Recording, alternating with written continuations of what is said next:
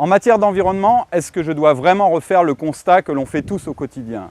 Je ne vais pas m'étendre sur l'état de nos plages, les constructions illégales, les carcasses qui jonchent les abords de nos routes, les égouts qui, lorsqu'ils existent, se déversent dans nos étangs.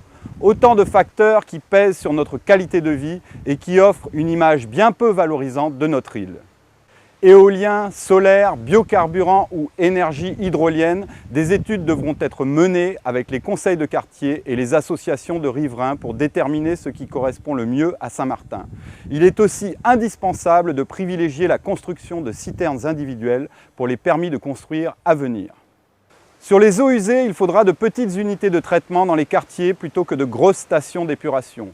Sur la gestion des déchets, nous mettrons l'accent sur le recyclage et pour en finir avec le problème des carcasses de voitures, nous instaurerons une taxe spécifique à l'achat d'un véhicule neuf qui assurera le coût de son recyclage. Créer des espaces verts dans les quartiers mais aussi dans le centre-ville de Marigot qu'il conviendra de rendre piétonniers, aménager des pistes cyclables ou mettre sur pied un observatoire de l'environnement coprésidé par le président de la collectivité et le préfet, alimenté par les observations et les réflexions des riverains dans les différents quartiers, sont également de nos priorités. En matière de préservation de notre environnement et pour ce qui relève de la mise en valeur de notre patrimoine, il y a urgence. Prenez vos responsabilités. Le 18 mars, votez Team Daniel Gibbs 2012.